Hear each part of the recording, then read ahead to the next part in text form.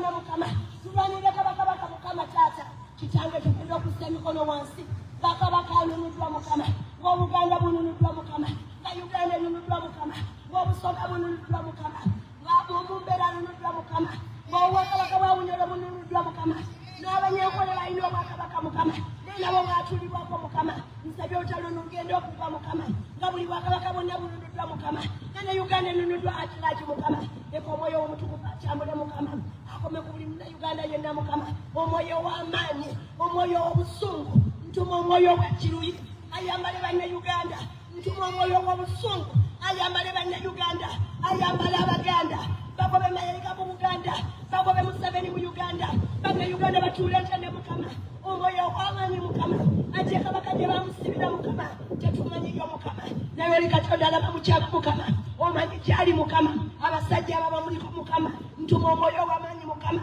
abamalemu amaanyi Mukama abasirya enjegere Mukama ntuma omwoyo Mukama agula obunye bw'empologoma oba ali mu State House Mukama oba bamutadde mu mpuku Mukama oba ali mu State House yonna gye bamuteeka Mukama kitange ntumye omwoyo obutukuvu Mukama akutulenje. Salaamu alaikum wa rahmatullahi wa barakatuh. Nze Sheikh Kakayire omusomi w'ekitabo era omusomi w'edduwa. Nkozesa kisunku kya kinyonyi n'embuusa omukisa byonna ebyakulema n'ebyagaana. Nkozesa kyoto kino kye bayita musetafiirwa. Nkozesa kisunku kya kinyonyi ekyo kisulagu n'embuusa omukisa. Buli muntu yenna ali e Bulaaya visa ziganye mpapula ziganye buli kyokola tekiyitamu era gwe tonna kyofuna ekino kyoto kye nkozesa kye bayita musetafiirwa n'osumululwa emikisa gyonna egyalima okusumululwa mwabalina ebizibu balemeddeko tofumbirwa jangu ewange wa Sheikh Kakayire kusumuleko ebizibu byonna ebadde bikutawaanya. Nsanga ku nnamba eno 075 54 66 2.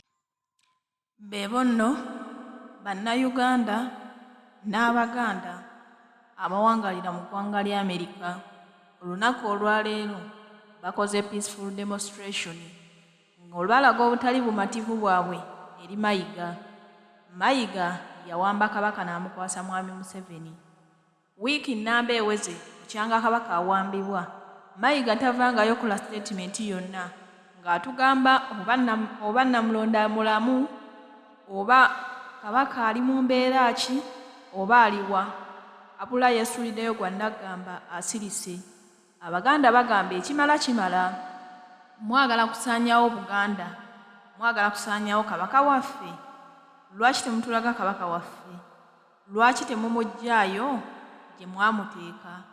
Mayiga baakugoba dda ku Bwakatikkiro n'oweeremezaako ne weewaŋŋamya ng'era Abanyarwanda bwe tubamanyi nti bw'agenda mu buyinza tayagala kifo ekyo kukita, ayagala akibeeremu ebbanga lyonna. Mayiga ekimala kimala, tuwe kabaka waffe vya mu Buganda kuba n'ekisooka toli Muganda. Ekimala kimala, mutulugunyizza kabaka ekimala. Kabaka mwamuwa obutwa ne mutulimba nti yalwala alagye, naye emyaka kati 3 ku 4 ye tawona. Mayiga ne Museveni mutuwe kabaka, nammwe abeeyita ab'ebitiibwa abali e Mengo mutuwe kabaka. Mwagala bitiibwa byokka olw'okuba Mayiga byabawa. Mwerabidde nti kabaka yasinga okugaba ebitiibwa. Bano balaze obutali bumativu bwabwe ku nsonga ezo. Tulina protocol oba waliwo omukulu oba waliwo omunene fenna Uganda yaffe tugigabana kyenkadi.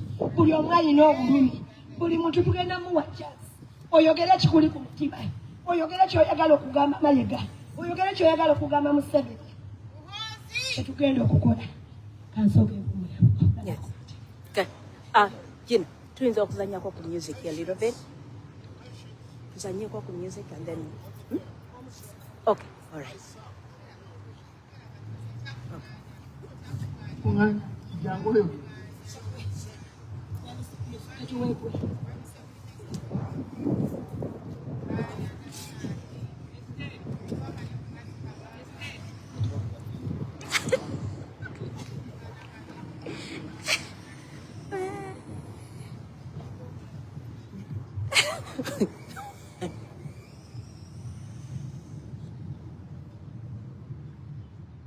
Omwana muwala ono yina oba yina enamata akoze omulimu gwa ttendo nnyo ebigambo byaweereza Obuganda ne Uganda yonna kakasa nti mubifunye bulungi era mujja kweyongera okubifuna ku mitimbagano gyammwe.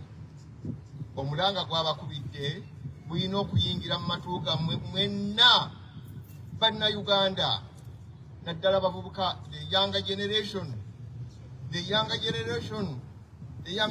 of Uganda. Baana bange musituke mugolokoke, Obuganda bwawambibwa dda ne Uganda yawambibwa dda yonna. Omusajja Museveni katika Bahabulwa ne mutabani we Muhoozi ne baganda b'ennyumba yonna ey'Abatuusi okuba nti mu kiseera kino balina amaanyi agawamba Ssaabasajja Kabaka wa Buganda, ne bamusitula ne bamuteeka gye bamutadde ne bamubuzaawo. Naye tutegeddeko nti bamuvuga mu mmotoka ne bamutwala mu lubiri lwa Kagame e Rwanda, kati gyali ng'era ali under torture.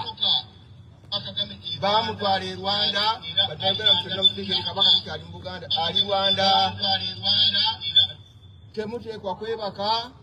Kaakati Obuganda bwonna ne Uganda kyekiseera okusituka, si kusaba Museveni, tetulina kye tusaba Museveni. Museveni yaguba dda n'agubiisira n'omwononefu nnyo the extent kaakati tetulina kye tumusaba. Ono RDC wa Museveni Mayiga Emmengo atalina mugaso, kubanga Lumbuye bwe yalangirira ku Wednesday n'alangira omusajja yawambibwa. Katikkiro tabangako kyayogera, wabula kye yakoze kwe kutegeka emizannyo egy'emipiira egindi oluddawa Wankulukuku. Ekintu ekyo kyatwewuunyisizza nnyo, kya bugwagwagwagwa. Mayiga ogenda mu maaso ejjoogera esuse nga Mayiga amanyi bulungi Ssekabaka nnyinimu Muwambe, ali mu Buwambe, ye n'agenda mu maaso n'ebikujjuko n'okutegeka ebyemizannyo ebifaanana bwebityo. So Museveni tukugamba siba ebibyo ove mu Uganda. Amen. Tukugamba siba ebibyo ove mu Uganda immediately. Yes. Tubategeeza Bannayuganda mwenna musituke, teri time ndala.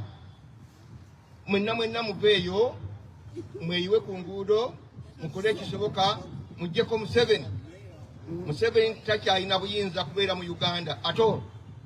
Museveni tumaze okumuwaabira owa Katonda gye tusoose ng'ono asabye Saala bw'abagambye. Twamuwaabidde owa Katonda, bwe tuvuddeyo ensi yonna kati yategedde dda.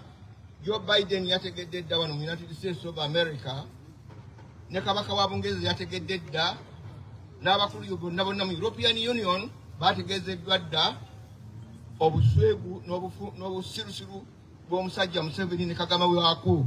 Kagame yabadde London mbu kaakati baafudde ensi ye nga etwalibwayo abaki abanoonyi b'obubudamu. Abangereza nabo ekyo bagudde mu nsobi nnene nnyo, ekyo tekikoleka, tekijja kukola. Museveni ne Kagame bantu bali, they are evils. Those are evils. Ensi yonna erina okubejjako. They are the problem in the region. Museveni ne Kagame tebalina kubeera mu kitundu kya Afrika awo kubanga batabangudde. Era kati Museveni okufuula ensi yaffe Uganda nga epicenter oba center w'osinziira ng'okuwakula entalo n'ogenda e Congo, n'ogenda mu Central African Republic, n'ogenda mu Ethiopia, n'ogenda Somalia, ekyo kikome. Kubanga kitwavuwazza nnyo eggwanga ne kirikubya ekigwo wansi, tetukyalina ssente n'emu, abantu bali mu bwavu, ensi bagidduka buddusi. Kaakati kwata ebibyo dde Rwanda, mutule ne Kagame, eyo ebeera ebikwotayo w'osinzira okutwala entalo zo zonaawula buli wantu wonna. Naye kino kikome, sente z'omusolo mu Uganda okubanga zirabirira gwe Museveni mu State House 3 billion shillings every day. Naye n'osinzira awo ate n'okutta, bw'omala okutta n'otuwa obutwa mu Uganda n'ebweru waayo wano mu Amerika bajjudde wano bamuwa butwa. Era olina akasajja kutukalaba wano sibanga kaita Katabaazi. Kalowooza nti situkalaba naye ate ne FBI kamanyi naye kajja wano ne keetuuza mu restaurant za wano nga tukalaba n'amaaso gaffe. Bonna tubalaba. Abo bonna tubalaba era ne FBI ebamanyi. So Museveni obwononefu bujje mu nsi yaffe Uganda etandika okutambula kubanga eggwanga liri mu kizibu.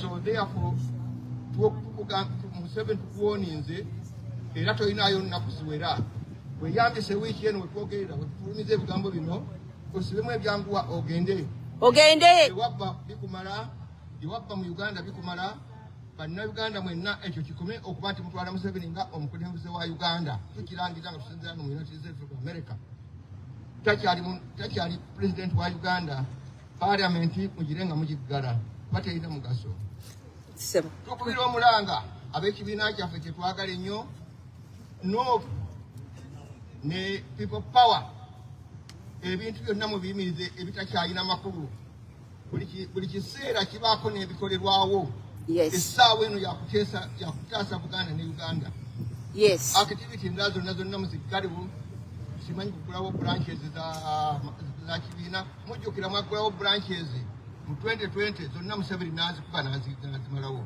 ku ssaawa eno sirowooza tuyinza okusaasaanya enjiri ya Nuupu mu Uganda nga Museveni akyaliko ekyo kijja kusoboka. So muleme kumalira biseera ku bintu bitatukolera makulu. Eno time ya kumobilizinga bavubuka bonna mu ggwanga Uganda era balinze firimbi yammwe. No. People power. Abavubuka bonna mu Uganda balinze firimbi yammwe mugifuuwe tugobe Museveni n'ababbi be abantu batubuutikidde bwe munaawa omwana wa Museveni kuba kati yafuga Museveni ono mwana muhoozi yafuga Uganda ku ssaawa eno de facto president yamukwasizza obuyinza mu bukujjukujju nga mwebase bino bipalamenti sibikyalina mugaso kaakati muhoozi mumuweeyo emyezi 3 gyokka mwe bannayuganda mmwe temugenda kudde kufuna ku ggwanga lino munaba muli waseeyo forever muyina kusulukirawo tudde simwebaka mutaase Uganda otherwise tulina ggwanga mbadde nsabayo ka message kamu akatweet mu luzungu pati ya katono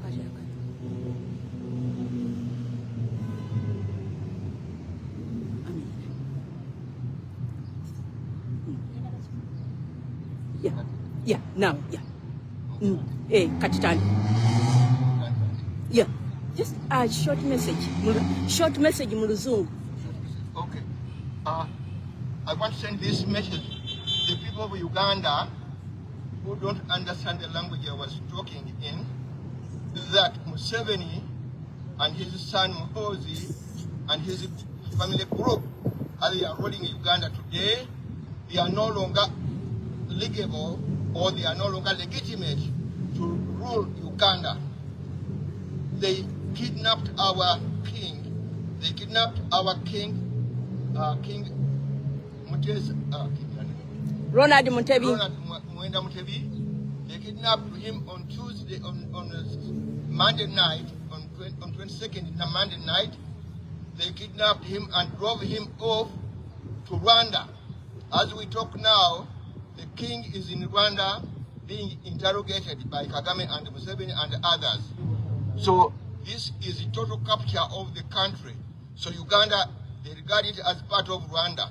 So you have been sleeping for too long, not realizing that our country was already colonized by the Tutsi community in Uganda.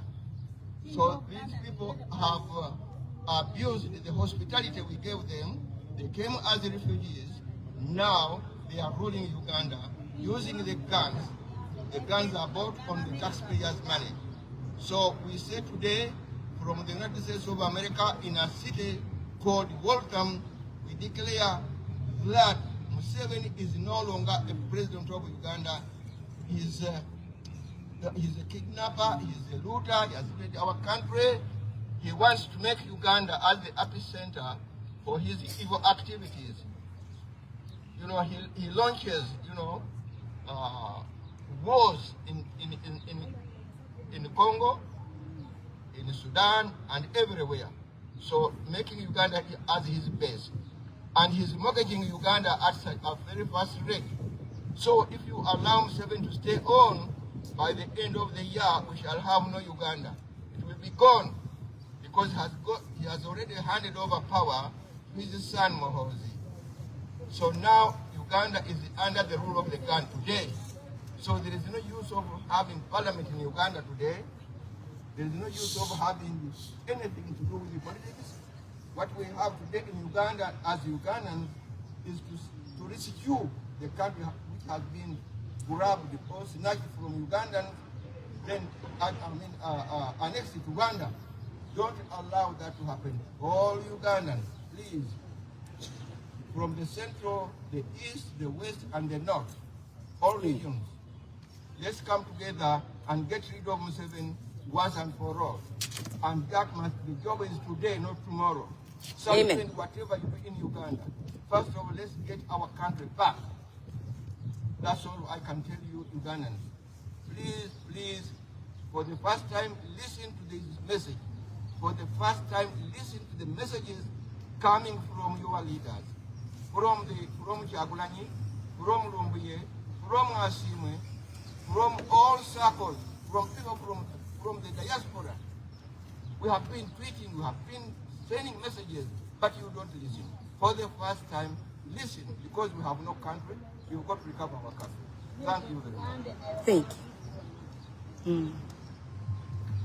Bayanza nnyo tweyanzege mukadde waffe weebala obubaka obwo nsuubira bannayuganda mubuwulidde bulungi era buli munnayuganda akyalimu empeka emera oba buli muganda akyalimu empeka emera ategeera obuvo bwe n'obudde okusuubira meseji eyo bwobanga ogiwulidde tegenda kuleka kimu. Tugambire ku banyooma ba bloggers. Abantu abamu mumanyi okugamba nti lwaki tukolera ba bloggers. Mukimanyi bulungi mainstream media Uganda is controlled by the junta. Era abaana bakola mu mawulire abamu ffe tubamanyi. Bw'obanga olina n'omwana akola mu mawulire abaana bagenda mu field ne basaka eggulire.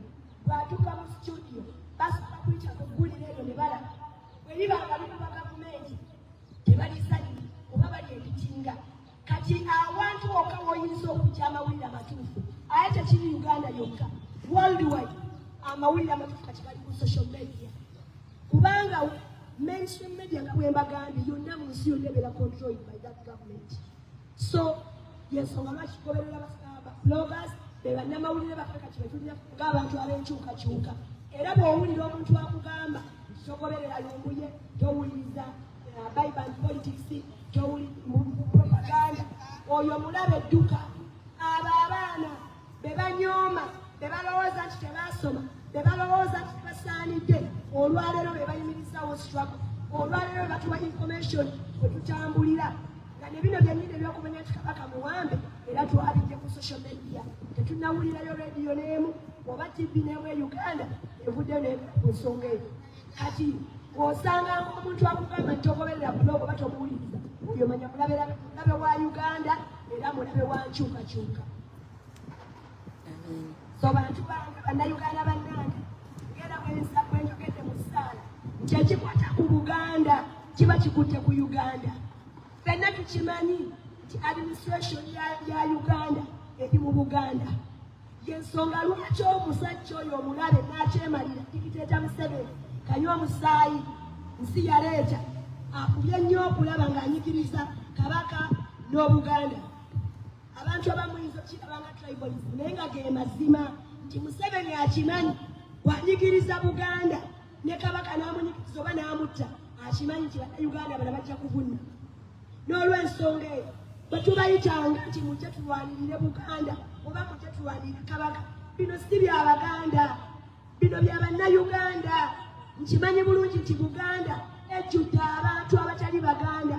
Buganda erimu abakyoli, Buganda erimu abanyolo, Buganda erimu abalugwala, Buganda erimu abateeso, Buganda erimu amawanga gonna, erimu abanyankole, erimu amawanga gonna. So Buganda ereze abantu bonna, tereze Baganda bokka, naye ffenna tuleze. Buganda mwe muli amasomero amalungi, Buganda abantu mwe bakolera bizinesi mwe bakagawalidde, ate Buganda yaniriza buli omu nti ebitundu ebimu bw'oba toliwaayo tosobola kugulayo ttaka, tosobola kuzimbayo, tosobola nakuwasaayo amawanga agamu. Naye Buganda yeggwanga oba bwe Bwakabaka obuleze bannayuganda bonna.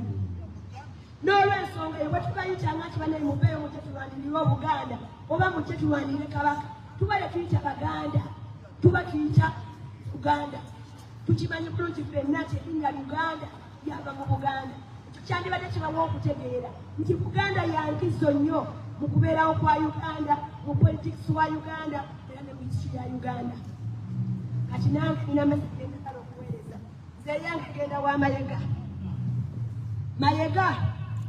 nze sikyakuta na Katikkiro kubanga Uganda bulabye ennaku ku kisanja ky'omusajja gwe tulabye kukuba Katikkiro tulabye ku Katikkiro Muliika tulabye ku Katikkiro Engineer JP Walusimbi tulabye ku Katikkiro Ssemwogerere tulabye ku bufuzi bwabwe n'obw'amayanja nkanji naye Buganda terina mulundi gwebonyebonye kuba Katikkiro abo bemmenye nga bwebonyebonye mu mulembe gwo musajja gwo tukoze bubi ffe ng'Obuganda ng'Abaganda Katikkiro tulumiza emitima Katikkiro matego tukabizza otulabizza ennaku n'otuuka okuba ng'oyisa mu Kabaka waffe amaaso Kabaka n'otuuka okuba Mayiga otegeka emikolo otegesa amazaalibwa ga Kabaka naye ng'omuntu gw'otegekera amazaalibwa tetumanyi na gyali tumanyi oba mulamu tumanyi oba mufu naye gwe n'ogenda mu maaso notegeka amazaalibwa ekyani yali akirage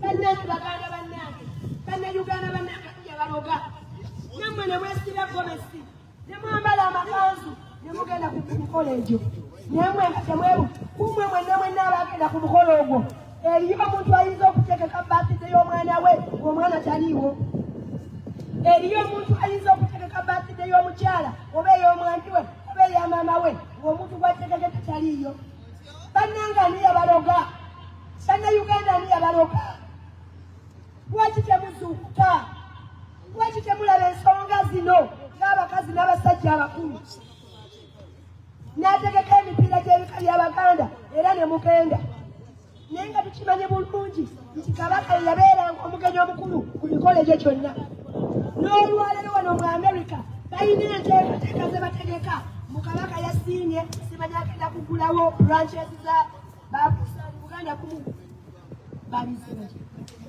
balina we babiise Buganda Foundation bakozesa nnyo eno enjogera nti Kabaka yasiimye naye mwe temubabuuza nti Kabaka yasiimye ye ali ludda wa lwaki temubuuza Kabaka yasiimye ali ludda wa tetwabagambye niba munaamututeera ku Zoom ne tumulabako obulabi ng'ayogera kijja kutumala nedda twagala Kabaka waffe gute Kabaka waffe Mayiga tukooye okutulinnyirira ugambye bukyangojja mu Buganda ekaage wano wasondeza Jofaali tetwamanya kyezaakola nawulirako kizazimba amasomero go n'amakoteeri yasomba ettaffaali yambuza purojekiti ya Emmwanyi Terimba naye ng'abantu bookama ti Emmwanyi Terimba banaku bazibu mubajjeeko emmwanyi ezaffe ziri enzaaliranwa mubawo ensigo ezitagenda nakudda mu ttaka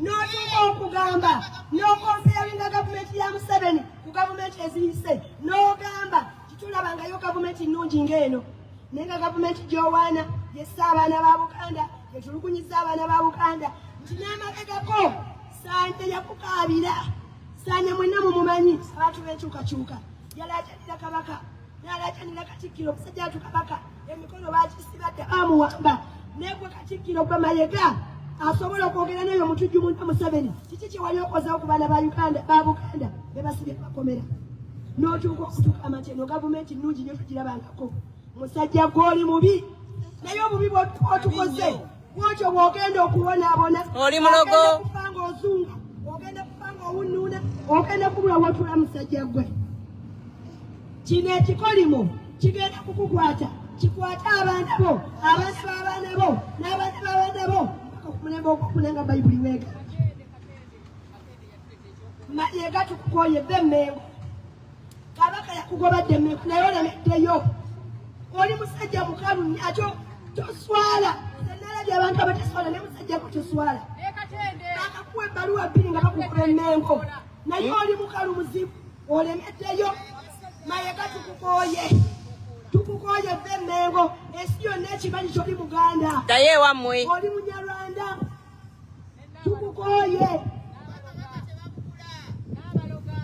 kuwambya Buganda tolibera kabaka amataka mugabye abaana ababuganda babonabona abantu babasayira emmere kyobanga yo nga Katikkiro kabaka oweebwe bakukyogera ku nsonga ezo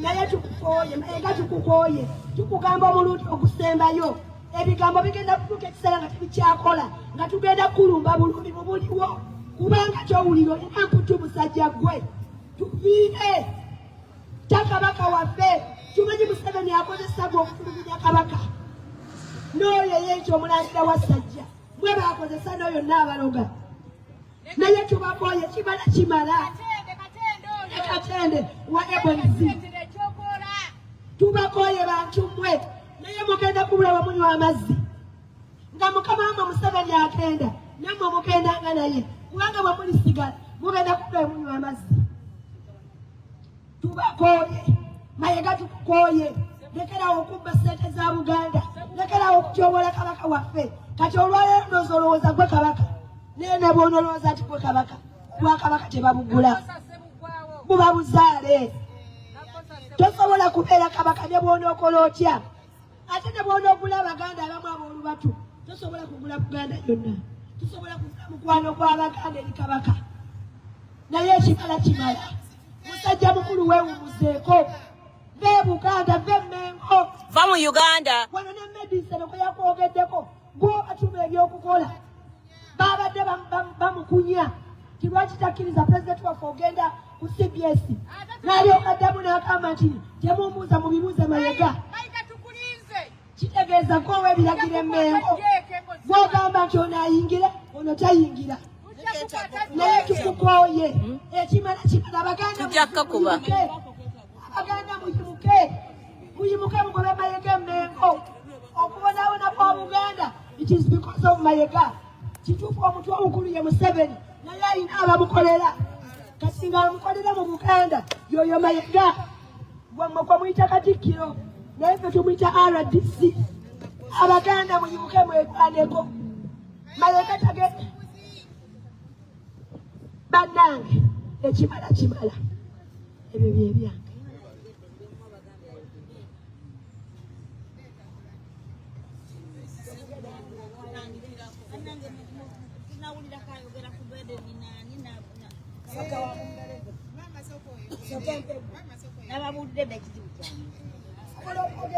osobola okwogera